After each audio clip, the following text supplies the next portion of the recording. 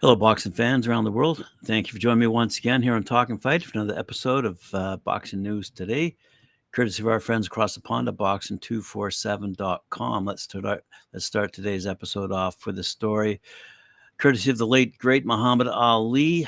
Harlan J. Werner, the longtime sports agent of the late Muhammad Ali, today announced he has decided to part ways with his entire personal collection of incredible Ali memorabilia.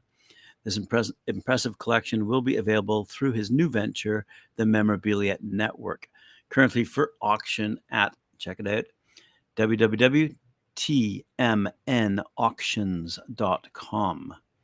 In addition to Werner's collection, also included will be numerous Ali items from friends and colleagues of Ali who have collaborated to offer an incredible array of articles from one of the most celebrated and one of the most beloved icons of the 21st century. Over 300 items will be available for sale, with some of the highlights including a set of 4 art prints of Ali generated from the original artwork by Andy Warhol. Both Warhol and Ali signed the prints, and the set being one of only 6 known in existence from the icons. The auction will include personal writings of Ali, a 1970s-era training-worn robe, numerous awards, and several personal items that have never been seen before. This will be the first opportunity for fans and collectors to have a chance at acquiring items accumulated by Werner over his 25-year personal friendship with Ali. That's amazing. Werner, who spent over 20 years traveling with Ali, created the Memorabilia Network as a place for people to share their unique stories, much like his intention to share his stories about their working relationship and friendship. It will allow fans and collectors to view and hear some truly amazing and inspirational stories, in addition to providing an opportunity to secure items Werner and his friends acquired through decades of working for and with the greatest himself. There you go. Let's move on to another story, courtesy of another American heavyweight, Sonny Conto, who stopped James Bryant in Philadelphia.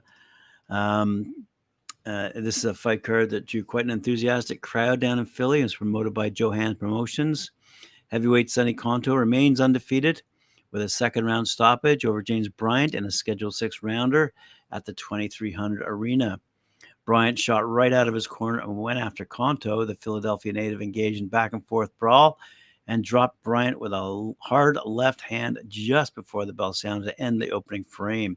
In round 2, Conto continued to pound away until Bryant was weary and the fight was stopped by the corner at 2 minutes 13 seconds. Conto is now 11-0 with 9 knockouts.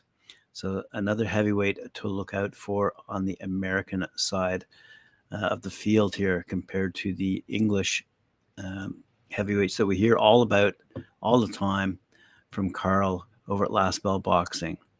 Around the world, we see that Azerbaijani teenager Aykhan Ismayilov, who I mentioned the other day, 18 years old, he was about to take on Elnur Mammadov at that time. Well, he did. They had a fight.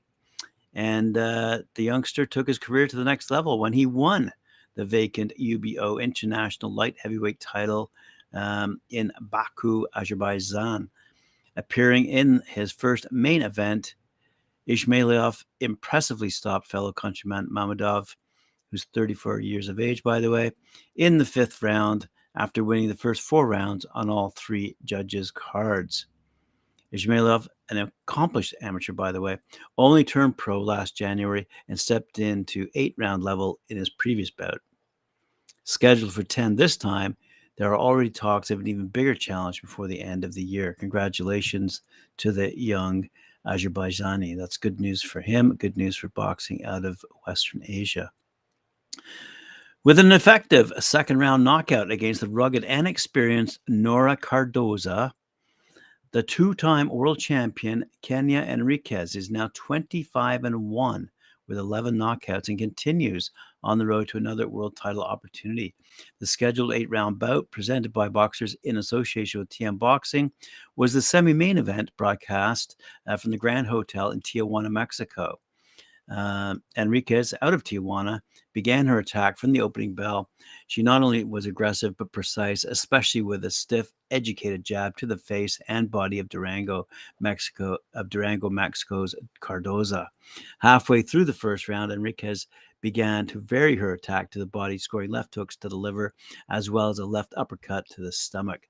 Near the end of the first round, Enriquez scored yet another left uppercut to the stomach that forced Cardoza to drop to a knee to catch her breath. Enriquez came out even more determined in the second, and only second in scored with a counterpunch left hook to Cardoza's jaw, and the experienced Cardoza immediately took another knee, but beat the count. Despite getting up before the 10 count, the referee decided she had had enough. Enriquez said, "I felt very good in my second fight this year. I'm thankful to Nora Cardoza for taking the fight. I'm more than ready for anything that comes in 2023.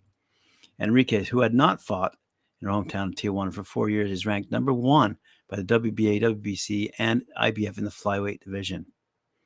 Wow, congratulations to her.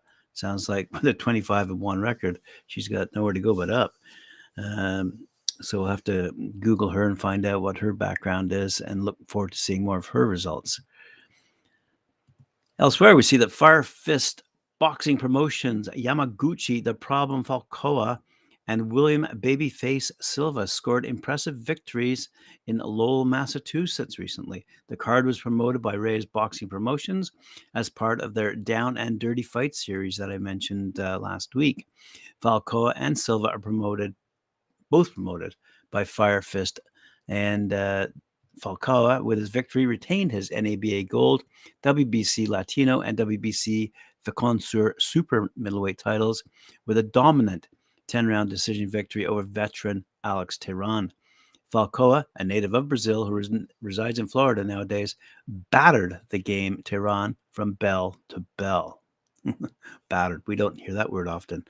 Lightweight William Babyface Silva. Now, we mentioned the lightweights yesterday. Here's another one. Lightweight William Babyface Silva returned with a bang, scoring 3 knockdowns in the first round before unleashing a perfect straight right hand to knock out Carlos Suarez at the end of round number 2. Wow. In 2018, Suarez went 4 rounds against future unified champion and top 10 pound-for-pound fighter Murajan Akhmadiliev. Anyway, Silva is now 29-4 with 17 knockouts and looked like a brand new fighter as he re-entered the lightweight division. Said Jody Caliguer out of Firefox, he said, Fire Fist, he said, Yama and William look great. Yama really laid a beating on Tehran, and I thought he was going to retire on his stool, but I give him credit for going the full 10 rounds. William and head trainer Jim McLaughlin focused this camp on fighting more aggressively. He's a completely different fighter than the one many fight fans remember seeing him some high-profile fights at 135 and 140 pounds. Falcao and Silva's next fights will be announced shortly. And there you go. Some good stuff coming to us via Massachusetts. Speaking of America, we go across the other side of the continent to California. WBA number 14 ranked bantamweight contender Eros Correa, 12-1, out of San Jose, California, faces Luis. Oh gosh, not this name again. Saavedra, yes, out of San Luis Potosi, Mexico, in a 10-round bout that will serve as main event on Thompson Boxing's new blood card. I have mentioned this before. I kind of don't know why it's popping up in my news feed again. Is there any new news here? Let's have a quick look. In the 10-round co-main event, Oakland's own Damon Catokane, 7-0, who has a strong fan base in Sacramento, California, will battle Rashid Stevens. Let's have a quick look and see when this event's taking place. November 5th. So that's coming up this pretty soon, actually. So lightweight. Kane Sandoval out of Sacramento has an opponent to be announced soon. Welterweight Alan Medina out of Fresno, California, makes his pro debut against an opponent to be announced.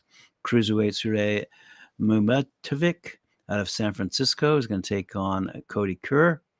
And as I said, Damoni Kidokain takes on Rashid Stevens out of Gardena, California. So a bit of a repeat story there. Apologize for that. But that's Thompson Boxing's New Blood card scheduled for November 5th.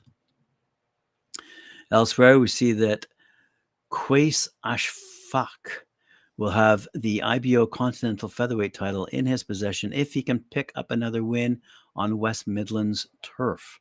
He goes for glory as part of BCB Promotions' next offering at the Hangar Events venue in Wolverhampton, and that's coming up on November 13th.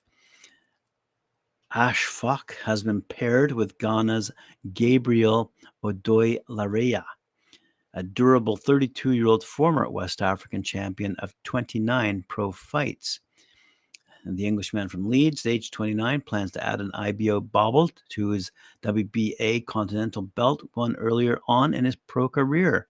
But things are still expected of the 2016 Olympian and 2015 Commonwealth Games silver medalist, who has amassed a 10-1 pro record with 5 technical knockouts. Only Mark Leach has outpointed him in the pro ranks, and Ashfaq has beaten the likes of Ashley Lane and Joe Ham himself. Ashfaq's last outing came on a BCB card at the Eastside Rooms in Birmingham on July 30th, after a long layoff that saw him change trainer from Angel Fernandez to Lee Beard.